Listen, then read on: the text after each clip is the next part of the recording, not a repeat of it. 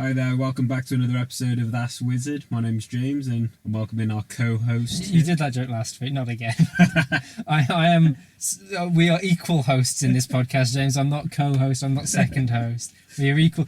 The amount of effort I put into editing this, I should be top host, alright?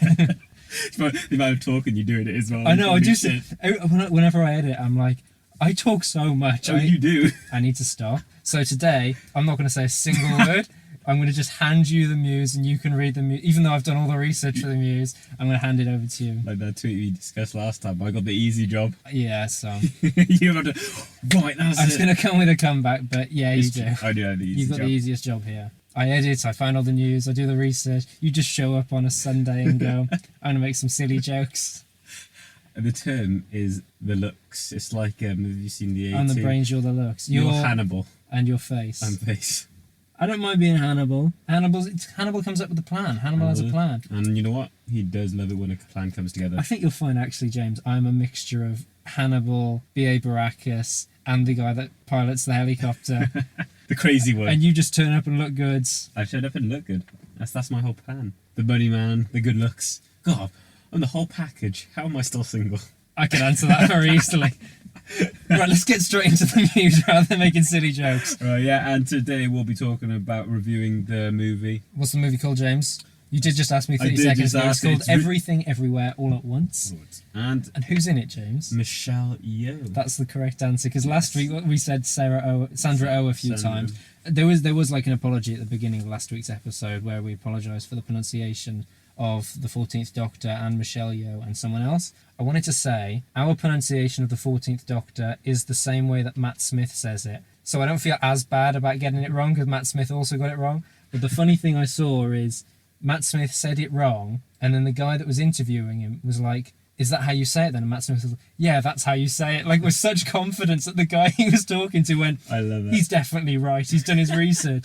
And I found that very funny. Oh, either way, should we get on to our Muse section?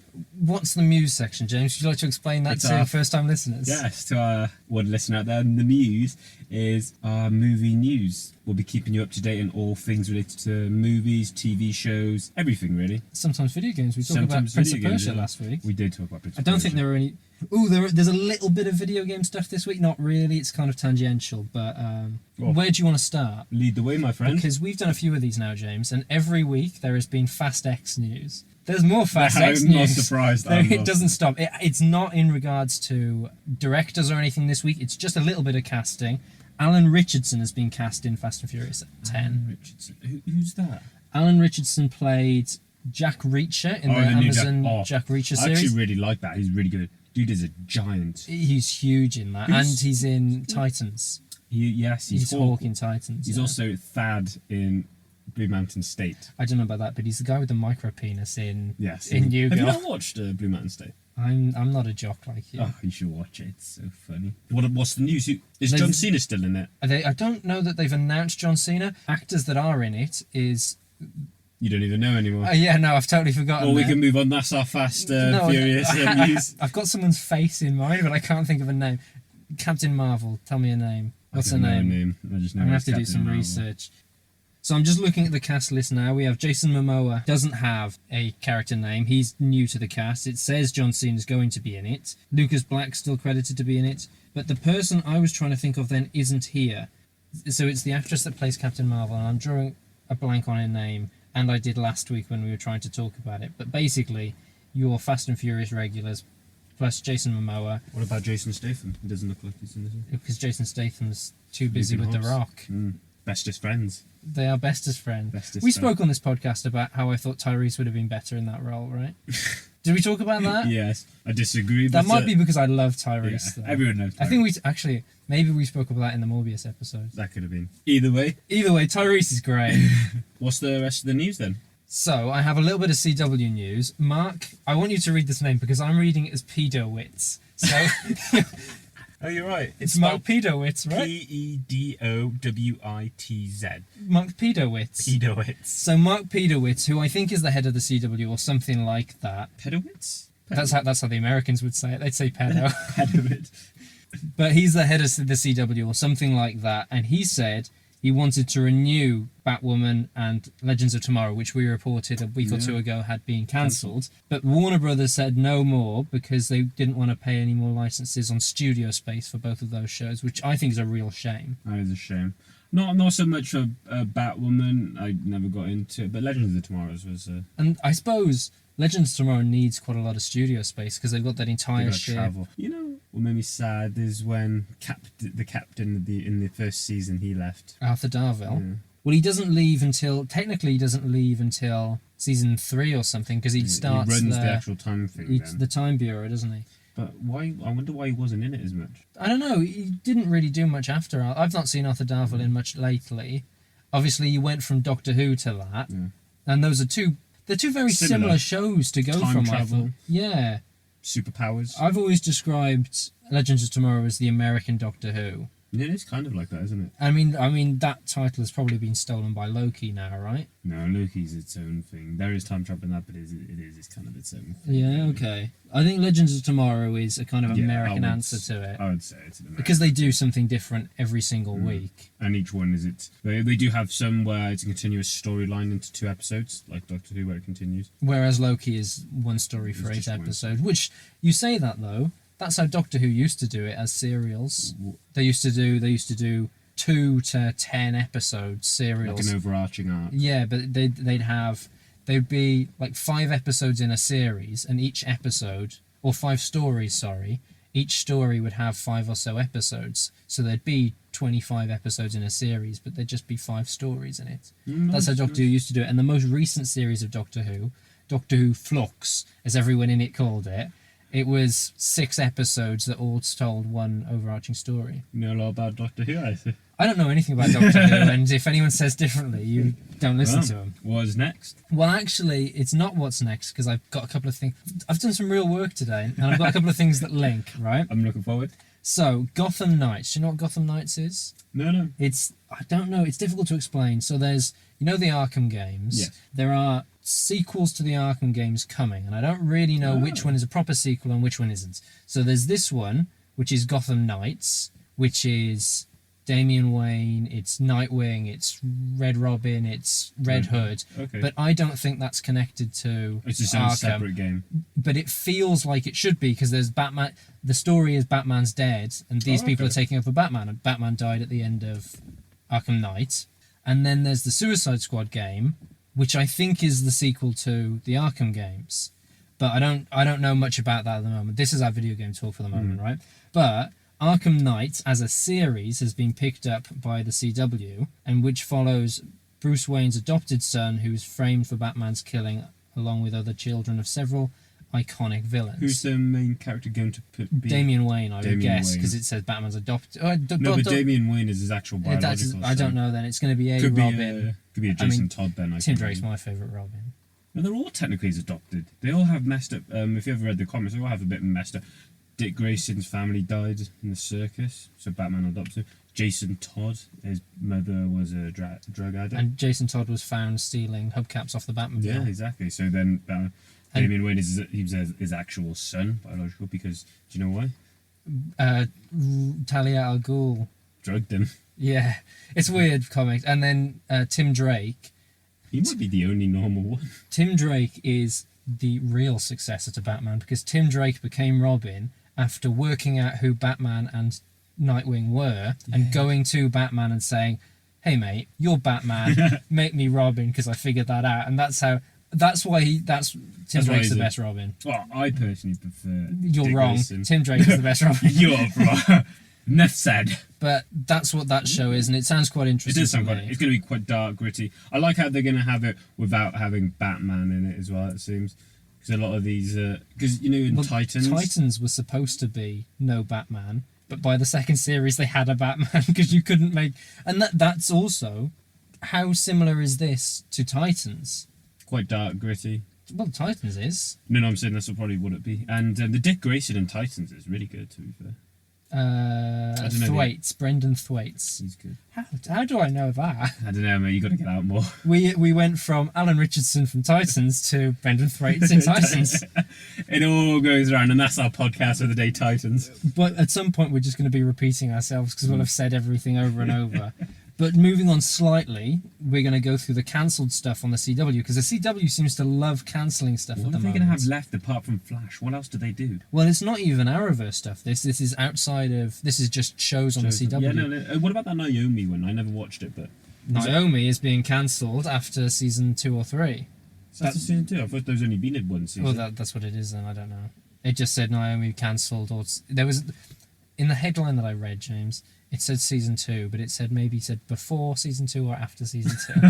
I'm not quite sure which. Oh, fair enough. But I'm just going to list a couple of things that the CW is cancelling. Roswell, New Mexico, which is a remake of a show from about late 90s, early 2000s called Roswell, where these aliens go to school in Roswell and they've got to fit in with the kids in the school in Roswell. It's very Buffy kind of 90s. This sounds like a comedy. There's an old comedy, I think it's like Too Close to the Sun, where aliens come in and they have to blend in with humans. And there's Charmed and Dynasty, but I don't... Charmed. Did you ever watch the original Charmed? It's about 3 witches. I see it come up on Amazon Prime occasionally. It's quite good. It's cheesy but quite good. And then they did a remake and with 3 new. And that's what's being cancelled then, I guess. Yeah, no kidding. There could be multiple versions of this show from the 90s I've never watched. I was going to say that. Yeah, I was going to say the original Charmed was, like ages ago now. It could have been going for 30 years. Yeah, like EastEnders. It could be like the soap opera of 3 witches that live in a. Oh no! We're joking, but Supernatural went on for 15 years, and I've got some Supernatural news here as well. It's not stopping. Oh god. Okay. No. So sorry. And Dynasty was the other one. I think Dynasty's about a powerful or wealthy family. Is it? Yeah, from the trailers I've seen, correct me if I'm wrong, viewer, listener, but I never really watched any of them. You don't watch a lot of TV, do you, James? I watch good TV. You know about TV. I know more than watched it. You watch more trailers than you do TV. Trailers. Just to give me an impression. I watch it because if I know I'm not going to like it, I'm like, no one watching it. I've got a little bit of horror movie news, and I know you're not a big horror movie guy. You're a big scaredy cat. I'm a big ass pussy. Should we use words like pussy? Is that PG-13? I think it's fun. It's a very sexist word, James. It says that pussies aren't strong, and from my experience, they're the strongest thing. I think you should describe yourself as a ball, because they're really weak. So a ball? Balls. Oh, balls. Balls are weak. You're a big balls. Oh god! I mean, we watched Jackass, remember? And those guys took a beating. So I do have some horror movie stuff, and I just wanted... There's one that I've only got here because it's a fun title. So I wanted to read out the synopsis first before I gave you the title, because the title's funny, right? Starring Kevin Bacon, this film will release August 5th on Peacock. The slasher film is set at an LGBTQIA+ conversion camp where the campers work together to protect themselves. But when a mysterious killer starts claiming victims, things get even more dangerous. And the film is called They/Them. And that, as a title, is one of the funniest things I've ever read. And it's one of those things where the film can't possibly live up to how funny the title is, right? Has that ever been the case, though? Where a film can't live up to the title. If there isn't, this is the first one, because that title is perfect. It is actually a really good title. I quite enjoy it. It gives a new meaning. As you said, they're slashing them. I'm guessing it's a group of killers now, because it says they/them. But also, the joke wouldn't work if they didn't have that. Yeah, exactly. Maybe, I don't know. No, I mean, they could have one person, them could mean one person. True. Maybe they're trying to slash Kevin Bacon. Alright, we'll move on to Scream 6. Does that not bore you, Scream 6? Never watched any of the original. The closest thing I've watched to Scream are the scary movies made about Scream. Basically, if you watch Scary Movie 1, you've seen the first Scream, because they are very similar in plot. But recently, Scary Movie 5 then. Scream 5, that was just called Scream, came out in cinemas. It was very successful, and it brought back legacy characters. It's Courtney Cox, Neve Campbell. Okay. But I don't think they all die, James. Like, Scream's one of those things where people are left alive. Anyone can be the killer in Scream. Yeah. You're missing out on Scream. They are great. Do you find out who the killer is? In each film, yeah, but it's a different person in each film, and it's often multiple people. But you're missing out not seeing these, because the first one is Wes Craven, who is a really famous horror director that kind of stepped away from horror for a few years and then came back and made Scream to kind of satirise the horrors that he'd made 20 years earlier. And I think that's a really interesting for a director to come back and kind of make fun of himself and what he did. But Scream, the irony of Scream is that part of what they're doing is making fun of endless sequels for horror movies by having endless sequels for a horror movie. But Courtney Cox is confirmed she will return for Scream 6. She has been sent a script, and there's a quote here. Do you want to just read that quote really quickly? I don't know about contracts and where things are, but I'll tell you in the script, it's a really good one. She's got some good taste. She did Friends, she did Cougar Town. I loved Cougar Town. Cougar Town's a good show, actually. Cougar Town is a good show. There's some characters returning. A few of them, I can't remember if they died in the last film or not, but there's Mason Gooding and people like that. The main characters from the last film, I guess, will be returning for the Scream sequel. Okay, that's quite interesting. I'll probably just leave it to you to do the review on that one, because I probably won't. They're not scary. They're funnier than scary. Like the film we watched today was a sci-fi comedy, an action comedy. Yeah. It was a lot funnier than you expected it to, and these are a lot funnier than you expect them to be. Okay. Well, when it comes out then, it'll be a good surprise. Could I watch each one, as in, like, individual? I don't have to watch it, so if I did go watch 6... If you watch 6, that's fine. You don't have to watch 6 kind of starts again, and it brings back old characters as well, but 6 makes sense. I wouldn't start with 3. Yeah. That said, I don't think I've seen all of 3. I don't think I've seen all of 2, and I don't think I've seen all of 3. Oh, made it sound like you're a massive Scream fan. It's like, you had to watch all of them. You don't have to watch all of them, especially now that there's 6. And I have one final bit of news. We're a bit light on news today, on Muse today, sorry. Muse, yeah. But the one final bit of news, or Muse, is that there's a supernatural sequel called The Winchesters, has been picked up on series order by the CW. Yet another show that the CW is picking up while getting rid of good shows. Supernatural finished. It did 15 years, and I think... Did you watch it? I haven't finished it. I'm on season 14. Okay. Right? I know what happens at the end, vaguely. It's good at the end. There's a trope in TV called kill your gays. Do you know this trope? No, I don't. Where whenever you have a gay character in TV, quite regularly they get killed. This happens in so many shows, and it's like a trope of TV. Okay. And people didn't used to do it on purpose, but it just kind of happens because they didn't really know what to do with gay characters. I heard someone do a bit of stand-up where they spoke about Supernatural, and they said Supernatural is the ultimate kill your gays, because Supernatural spends 15 years setting up 2 characters to be gay. In the final episode, makes them gay and then kills them both. Which characters did they make gay? Dean Steele. Dean and Castiel. Well, I know they died, but... I don't know how much into Supernatural fandom you are, James. But I've watched it all, but... No, I mean, like, there are forums online dedicated to writing stories about Dean and Castiel. Well, I mean, there was also forums about Dean and Sam, and... yeah, that's a bit weird. It's a bit weird. But there's a lot of subtext in Supernatural, especially towards the end. It's a good ending, though, but it just got a bit, in my opinion, got a bit convoluted where they made God the ultimate evil. And God is always the ultimate evil in life. It's really good. We should probably do spoilers for a show that I haven't finished, so I kind of don't want to hear too many spoilers about Supernatural. But also, I don't know how much of our listeners have watched 15 years. Yeah, 15. I think the nice thing about Supernatural, that now that we know it's finished, it's easier to go back and you can go, I can watch 15 seasons of this knowing that it ends. Like, when it's still going, you're like, am I going to be watching this for the rest of my life? Which is kind of what I feel like with Doctor Who. It's about the same, I was going to say. I wonder if that's how fans feel with EastEnders, Coronation Street, Hollyoaks, all of those. Well, I think that's slightly different because they become part of your life. And I guess that's what Doctor Who is now.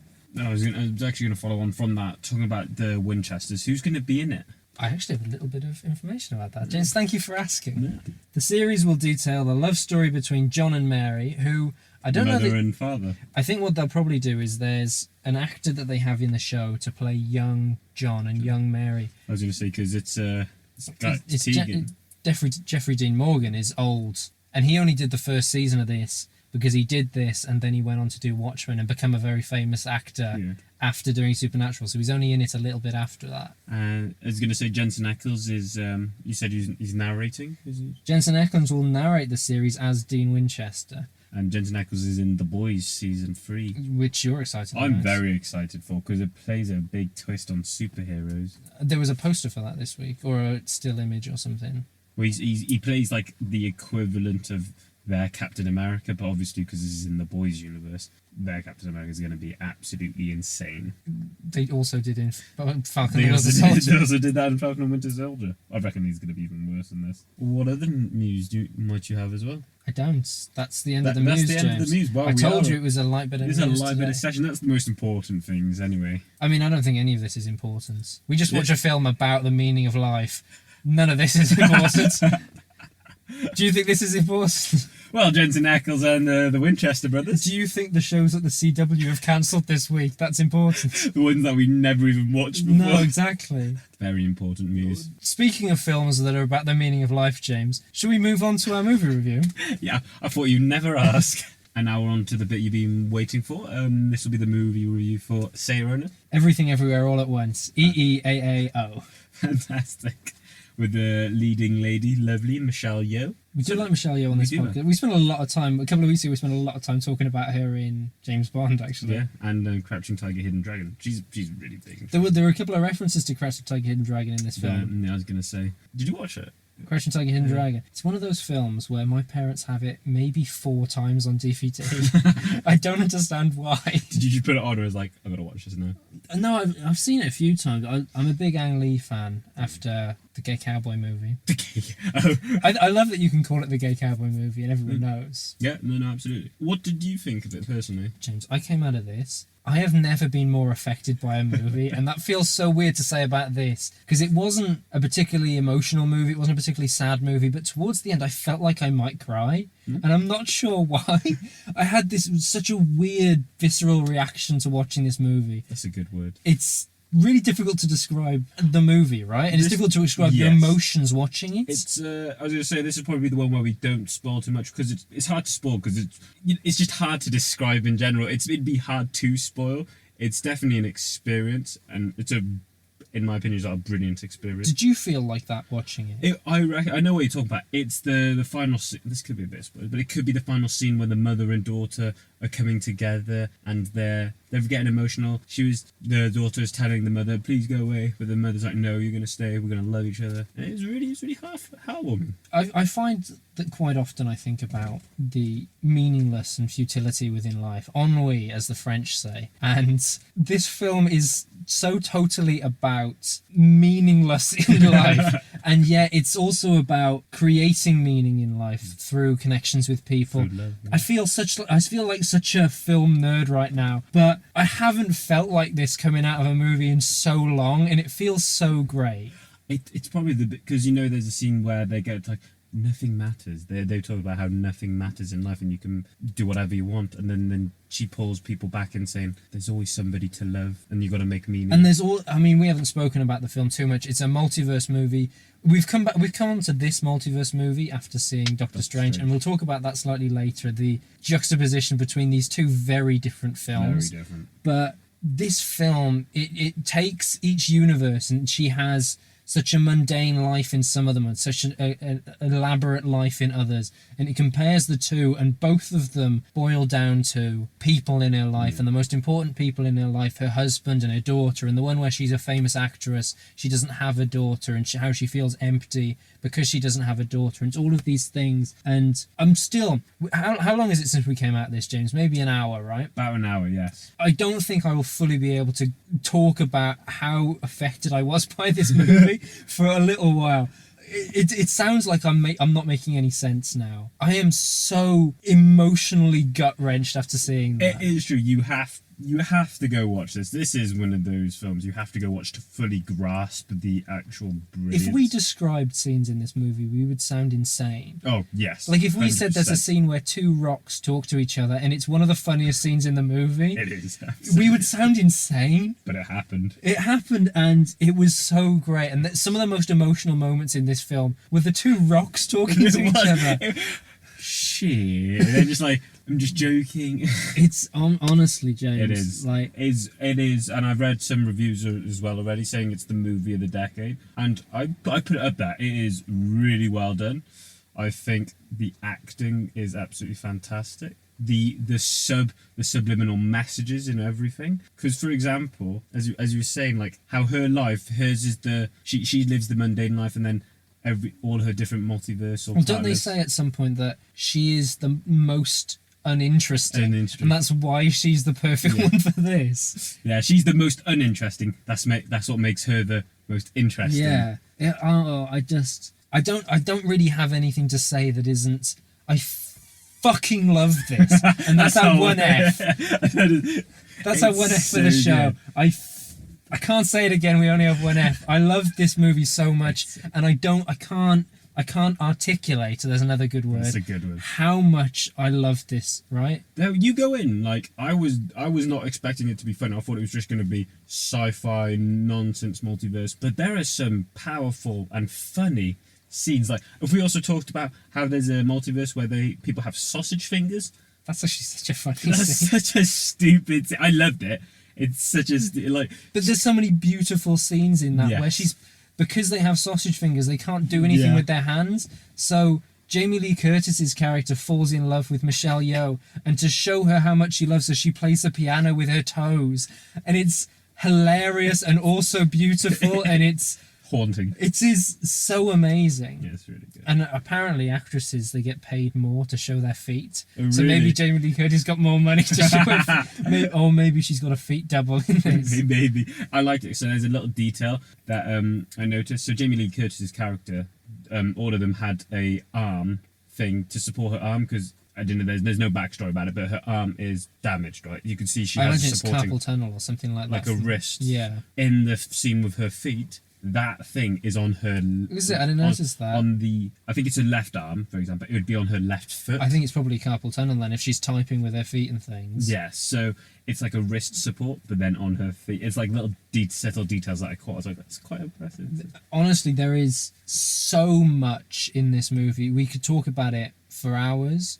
There are scenes where she's flashing through different universes, and literally there is a frame per universe, and there's like 25 different universes in each second or whatever, and it's just amazing to watch. There's a drawing one I found kind of good as well, because they go into a verse where everything's hand drawn. Yeah, they do, and there's an anime one where they're flicking through them, and I mean, it's such a beautiful film. And I think there's so much you can do with this as a concept. And I think multiverses are what's fashionable now. Yeah, absolutely. And it's always great when something becomes fashionable.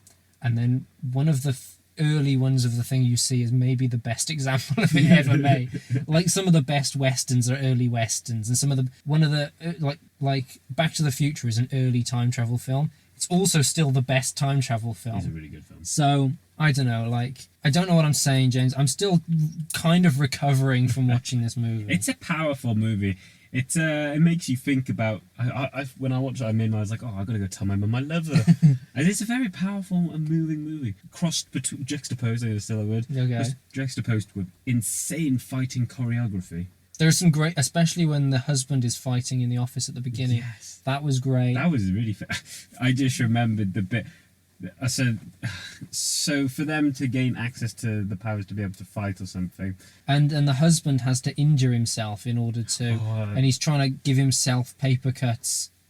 There's some weird stuff in this. If we described any scene, describe the Raccoonatui or whatever it is. Oh yeah, that's actually such a funny scene, because earlier in the film they were meant to be talking about Ratatouille, but she couldn't remember the name of the film. She couldn't remember the name. She's like Raccoonatouille, Raccoonatouille. And then later in another multiverse, a chef has a raccoon in his head, and he's the one controlling him to become a good chef. I was like, you can't make that stuff up. It's really hard to just say, because it's one of those ones you have to see it. It's very. We sound insane describing. We do this. sound insane. It'd be hard to. I think at this point, I just want to implore everyone to see this, because it's in very few screens at the moment. I can imagine the person, when they read this script, right, and just being like, what the hell is going on? I think if you read this script, you go, this is something special. It's insane. You have to go watch it. I'm gonna go straight to the numbers, and then once I've gone, as in like I'm gonna give my rating, and then I'll go into numbers. I have something I want to say just before you do that, actually. Yeah. And I wanted to talk about not so much set design, but more setting, right? So you have this kind of huge scope of like a multiverse, and you have all of these options, and it's kind of endless options and endless locations. And yet the film itself almost entirely takes place in the IRS office. Yes, it does. And the laundrette. Yeah. And yet there's so much other stuff as well. So it feels, if I am to use the word juxtapose again, there is a juxtaposition between this kind of mundane setting of the IRS office or their workplace, which is the laundrette, and the complete and utter possibility of a multiverse and all of the things that brings with it. That you could also say that again about the kind of mundanity of a bagel, and the bagel is used as like this kind of like a black hole, like a event horizon that brings all the power in. And I sound insane again. Because leading on from the bagel, we can talk about the numbers later. Because there's just so much to talk about. I can't stop thinking about this film. It's also got a lot of references to a lot of stuff. So in the film, I don't even know if it's called I say rabbits for the MacGuffin. If we say one of the MacGuffins is the bagel, she talks about she made a bagel with everything on it and everything in it. Well, that's actually a real life product as well, called the Everything Seasoning, and there's an Everything Bagel. But in this film, everything is everything. Everything is literally it's every everything. atom in the universe in this bagel. Every point in time. It's such an insane concept. And there's just insane concept after insane concept. This is directed by the Daniels, which is two guys called Daniel, which I think is quite a cool name. That's crazy. How two people come up with any of the concepts in this are amazing. Do you want to talk about who was producer in this as well? Michelle Yeoh was a producer on this, but also Anthony and Joe Russo of Avengers fame, but most importantly, the thing they're most famous for, James, is those 4 episodes of Community they did 10 years ago. That was a terrific TV show. They actually did like the weirdest episodes of Community. I think they did the multiverse episode of that where they threw the dice in the air. That's actually a really clever They might have done that one as well, right? Wow, that just brings... hopefully now... I think they did the paintball ones as well. Oh, I love the paintball ones. I hope they do that now, because it makes a really good a lead into that. That's actually insane. And with this... I want to talk about in comparison, because last week we talked about Doctor Strange. Yeah, we should compare the two. We can compare. I honestly thought this is what Doctor Strange was going to be similar. So I thought that after watching the trailer, because Doctor Strange was different to what the trailer represents it to be, as we discussed last week. And we're not the only people to have that opinion as well. We're not. There are a lot of people that thought the same way. Yeah, so I thought it would have been Doctor Strange travelling to multiple different universes, getting to meet lots of different things and meeting new people, all of that. That is not what happens. I won't bother going into it because we did it last week. If you want to know what happens in Doctor Strange and the Multiverse of Madness, there is an hour and 10 minutes podcast about it that you could find on our feed below here. But yeah, with this was a lot more like that, where you go... where Michelle Yeoh is jumping between different universes, and it's fantastic. What did you also want to talk about, because you wanted to compare as well? Doctor Strange feels... I enjoyed Doctor Strange more so than you did. In comparison to this, they both seem to be trying to do the same thing, and yet they are worlds apart, and people keep talking about the kind of how Marvel movies are safe and things like that, and this film isn't... It's not safe, and yet it's you can't, as a producer, you can't look at this and go, this is going to be successful. Because you don't know if people are going to go, what the is this? Notice that I didn't say the F that time because I've already used my one.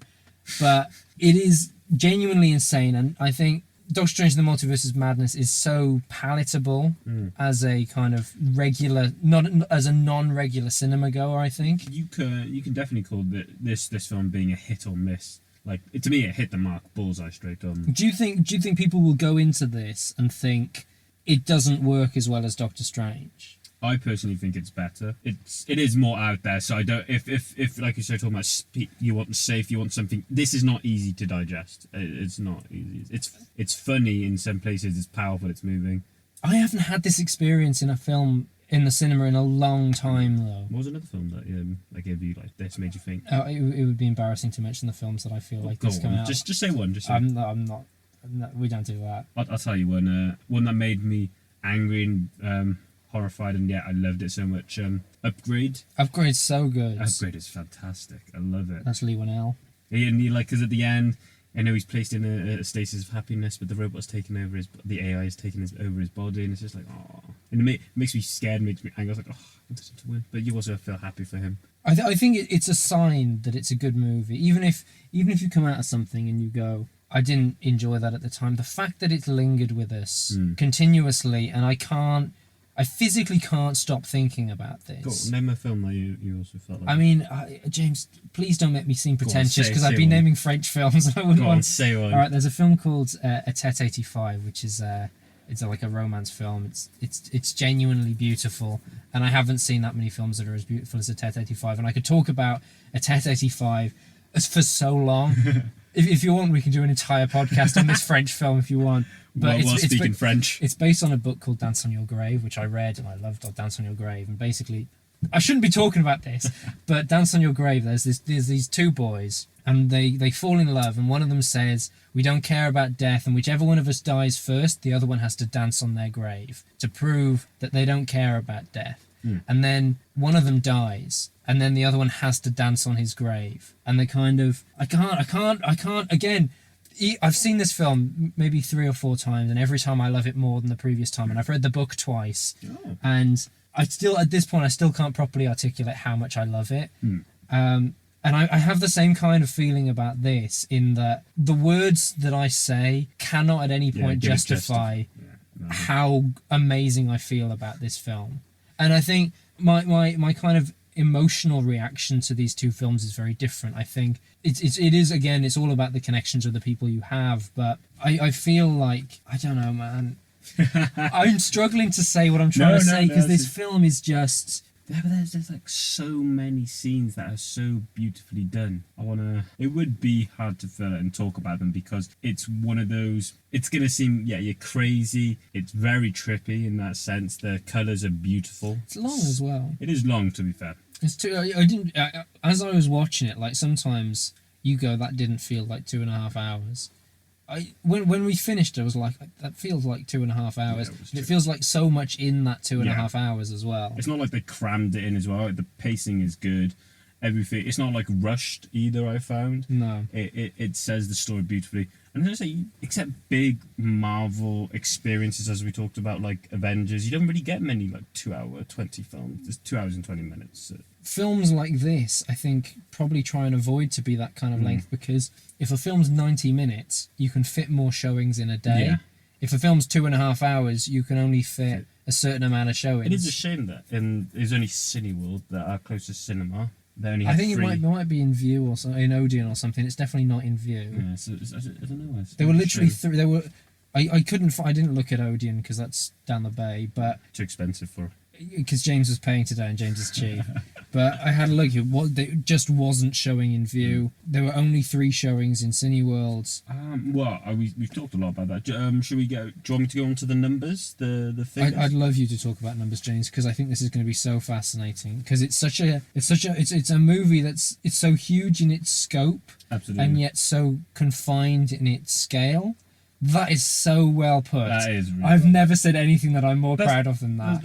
I told you about the financial details before, but I want you to act surprised again. Okay, I know these numbers, but I'm going to pretend like these are new to me, right? Absolutely, pretend you're new.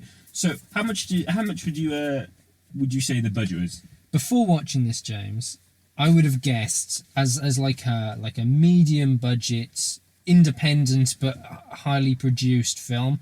I would guess somewhere between 30 to 50 million. That would be my guess for something like this before seeing it. Having seen it, I would guess probably slightly more than that, closer to the 50 range. Yeah, absolutely. Because it's so huge in scope and there's so much going on. It must take so long to film all of this. I was going to say, because I thought that too. I was thinking it was going to be maybe 60 million, because there are...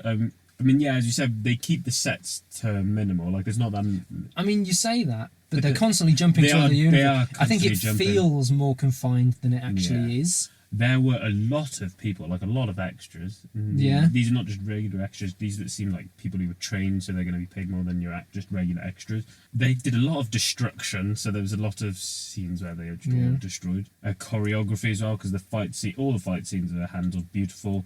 The set design, the colour, because it's a differentiated colour as well for some of them, as you talking about. Can I talk really briefly now? Yeah. Can I talk about the lighting rig? Yeah. Because I watched this video on the lighting rig, so you'll have seen it in the trailer if you watch any of the trailers for it. But whenever she's moving between these universes or whatever, there's this weird lighting rig, and it's like those greens and blues and reds and things, and they're kind of spinning around her face.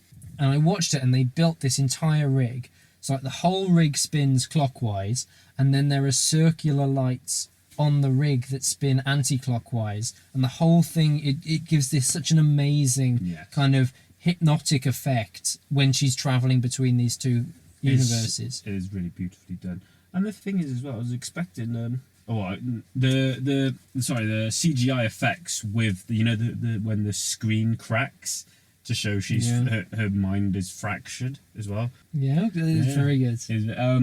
I thought that was really cool. I really enjoyed those because you could see like a contrast between the fractures in reality. Everything. And there was a lot of CGI in this, which is also going to cost quite a bit. So tell us how much it. They handled that beautifully. I didn't. You couldn't really tell it was CGI. You could tell some bits were CGI, like the bagel. The bagel, but it was like really beautifully done. Like, so this film was made for 25 million. That is an insanely low number for something that looks as good as this. And I'll tell you the worldwide box office right now, currently around about over 52 million. So it's made its money back, to be fair, and then some. Yeah, it has. And I mean, normally we'd say it's only been out since Thursday or whatever, but that's slightly difficult to say here because it came out here on Thursday, but it came out in Australia 2-3 weeks ago. It's been out in America for maybe the last 2 months. It's had a really staggered release, and I think that's because it's difficult to market. It's difficult to kind of convince people to play something like this. I was going to say, do you reckon they pushed this one back because when Doctor Strange was out here or something? I think it's a strange time to release it, a week after Doctor Strange. Yes, absolutely. I want to go to how I'd rate it on numbers-wise. We both have our individual ratings. Yes, we do. So I'm going to give it a 9 out of 10. The only thing pushing me back from being a 10 out of 10 is the fact if you're not prepared for, because there's a lot of bright lights at some points. I was there was an epilepsy warning at the beginning. There was, yeah, exactly. So if you go into this with epilepsy, oh boy, so I feel sorry for you because it's quite flashback and that strained my eyes a bit. And that, it was really good. What about you? What your rating? My rating is would I go out during a global pandemic to see this movie, and if you want to be able to feel again after 2 years of getting more and more numb by the day, go out and see this movie. I can't tell you enough how much you should go and see this movie. It is such an effective piece of media, and I can't really find the words to describe how much I loved it. There's definitely more that I wanted to talk about, James, and it'll come to me in a second. But I also wanted to talk really quickly about the song Absolutely, Story of a Girl, right? Because I noticed that there's a line early on in the film where the husband turns to Michelle Yeoh and says... So there's a scene early on in the film where the husband turns to Michelle Yeoh and says, "Your clothes never wear as well the next day, your hair never falls quite the same way." Which, when I heard it, I was like, I know that from somewhere.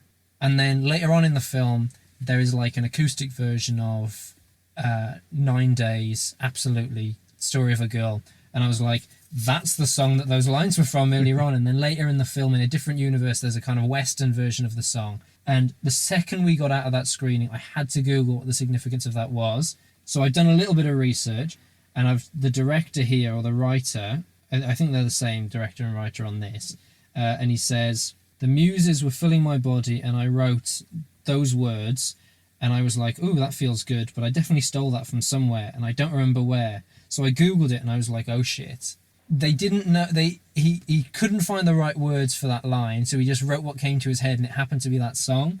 And then they worked backwards and added in that song to different scenes later on in the movie to justify the use of those lyrics. And in the article I was reading from then, he contacted the writer of the song and the musicians and said, look, this is the movie. this is why we're using it. We want to ask you if we can use these lyrics, and he was like, yeah, and you can use the song if you want. Oh, okay. It was such a great feeling for that song to be there, because it's like a one-hit wonder that people have heard. Everyone's heard that song, but I struggled to name it when it came in the film. And now you do. And now, like, it makes sense as well in the context of what's happening as well. The father, the husband, name dropping the song or reading the lyrics or singing the lyrics out makes a lot of sense. And he doesn't say it like it's said in the song. No, absolutely. He makes the words his own, and it doesn't feel like he's just quoting the song. He's not reading off the page. He's not reading off the page, and as we all know, acting is about coming off the page. Exactly. Making the words your own. So, with that, I do believe that's our review over. I have this feeling that there's so much more I want to... Do you have that feeling? I do. It's hard to describe, though, otherwise this could be on for a very long time.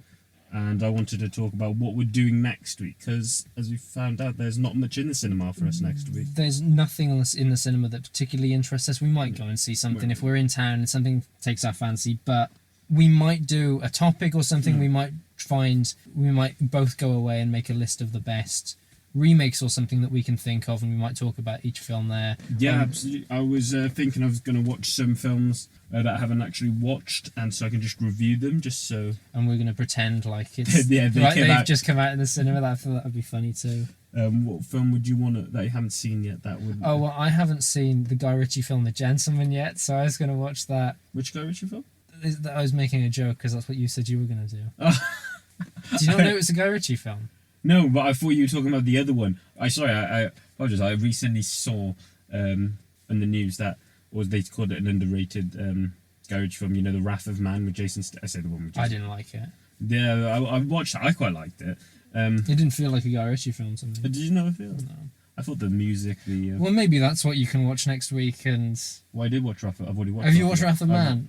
Well, you can review that next week on the podcast if you want. I wasn't a big fan of it. Oh, I was going to watch something I haven't watched, which is The Gentleman. Also, Guy Ritchie. We should also. You're a big Guy Ritchie fan. Oh, I don't know. It's just there. I haven't seen it. I like Guy Ritchie. Sometimes he's not great, but when he's good, he's good. Snatch. I mean, what are you talking about? I'm joking. Snatch is a Guy Ritchie film. I'll also put on another film. I'll also plug another films. What are the ones haven't you also seen? What other film? Are you asking what films haven't I seen? Yeah, that you would possibly want to go watch and review. What films haven't I? I mean, there's a big list of films I haven't seen. That has always interested you. I don't know. I don't. If it interests me, James, I've probably already watched it. But yeah, true. I've got a long list on my IMDb watch list that is like films that I know that I should watch, but I haven't got to yet. And I've also got a big list of that, and it's. There are also films that I feel like I'm probably never going to get to. Right? No, Do you have that feeling? I have it on this going. Oh, yes, I watched that. Yeah, and then you never do. I just never do. We talked about Weird City. I still haven't watched that. You know what it was? Weird City? It's the one with Dylan O'Brien. Oh, the series? Yeah. Oh, okay, I'd forgotten. I forgot you mentioned that. Also... Have you seen that Dylan O'Brien in that Mark Wahlberg film that was filmed around here? Infinite. Infinite, I have seen that. It made no sense. I love Dylan O'Brien. But I do like it. Do you see he's not coming back for Teen Wolf? We should put that should probably have been in the Muse section. They're doing a Teen Wolf movie and Dylan O'Brien's not going to be in it. Is what's his face? Yeah. What's his face? Is going to be in it. You know who I'm talking about. Yeah, the Mr. Teen Wolf. Yeah, the Teen Wolf. Jason Bateman. Michael J. Fox. No, yeah, Dylan O'Brien's not coming back for it. That should probably have been in our Muse section, but I mean, I could just cut it and put it in the Muse section, but that'd be too difficult. I'm not going to do that. That'd be a lot of effort. There's I on Twitter they posted like a photo of all the cast together, and they said the full cast all together, and I took the photo, and then I edited Dylan O'Brien into the edge and went, fixed it for you guys. You can repost this. I don't really know what we're going to do next week. Basically, guys, we'll wing it. We're winging it. We're cool. We're going to have fun. Wait, what? Did you just say hip? Yeah, Did you just say we're hip? We're hip. We're cool. There is no one that is hip has ever described themselves as hip. We're hip young swingers, and we're gonna party like it's 1999. Anyway, I think that's everything. Do you want to speak about anything else?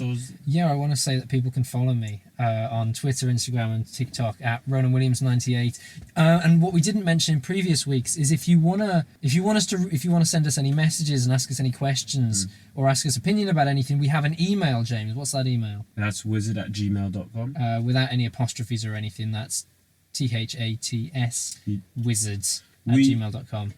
Thank you for listening. We should probably start like a podcast Twitter or Instagram at some point, but we won't do that just yet either. No, absolutely. That's a good But idea, otherwise, actually. I read out my Twitter. You haven't read out yours. If you want to follow me on Instagram, it's just Morley James 1. Do you need to spell that? Do people know how to spell James? I think it's spelled G Jams. Jam Games. Uncut Again, Uncut jam. Games. Uncut Games. Thank you very much for listening, and have a lovely day. That's wizard.